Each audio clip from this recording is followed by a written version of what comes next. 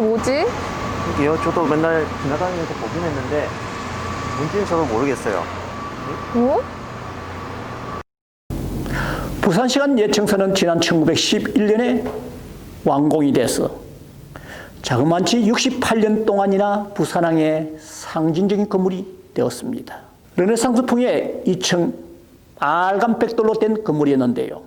일제강점기 때 일본에서 간부열성 타고 들어온 관광객이 부산항에 와서는 부산시간 예청사 앞에서 인증샷을 할 정도로 부산항에서는 가장 아름답고 멋진 건물이었습니다. 부산시 지방문화재로 있었는데 이 건물이 어떻게 해서 흘리게 됐을까요? 이 건물이 흘리게 된 동기는 간단합니다. 이 말 한마디에서 나타날 수 있죠. 부산대교와 맞바꾼 부산시간 예청사란 이 말입니다. 부산대교가 부산항 개항 100주년 기념으로 만들어집니다.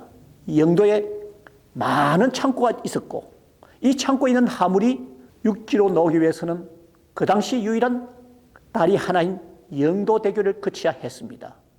그래서 교통체증이 심하다 보니까 하나의 다리를 건설한 것이 부산대교였고 이 부산대교에 들어가는 진입로를 만드는 과정에서 부산시간 예청사가 흘리게 된 것입니다.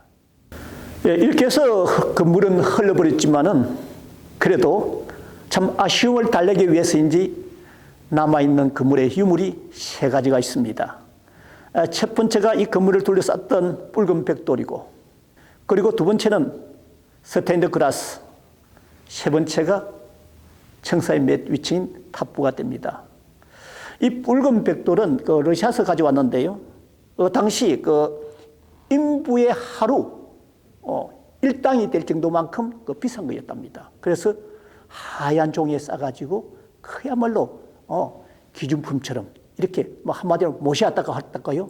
자, 그렇게 가져온 것이 붉은 벽돌이 되고, 이 스탠드 글라스는 우리 세관장실이 2층에 있었는데 아침에 햇살이 탁 뜨게 되면은 이게 유리로 된 것이기 때문에 오색찬란한 모습으로 드러났었죠. 오늘 우리가 성당에 가보면은 주로 이 스탠드 글라스가 많이 장식이 되어 있습니다.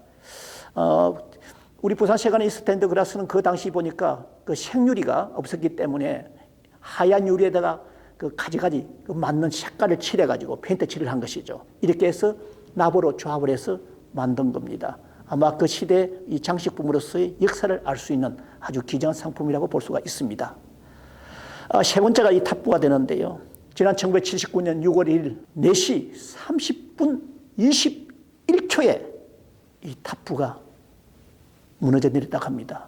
그 웅장한 그 크레인에 의해서 무너져 내리는데 이것을 주변에서 보고 있는 우리 직원들이 한결같이 어군 눈물로서 흘릴 정도로 가슴이 숙연해졌다고 합니다.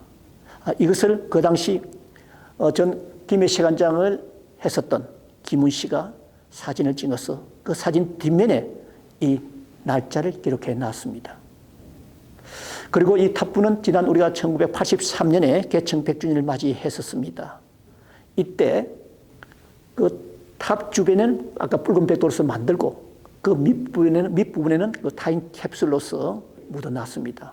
그래서 이름도 탑부가 아닌 종탑이라고 해서 우리 청사 남편에 그대로 남아 있습니다. 이 세간 청사는 대개 다 역사가 깊고 우아스럽고 고풍스럽습니다. 그래서 그 지역에 그리고 그 항만에 하나의 관광 자원으로서 있는 것이죠.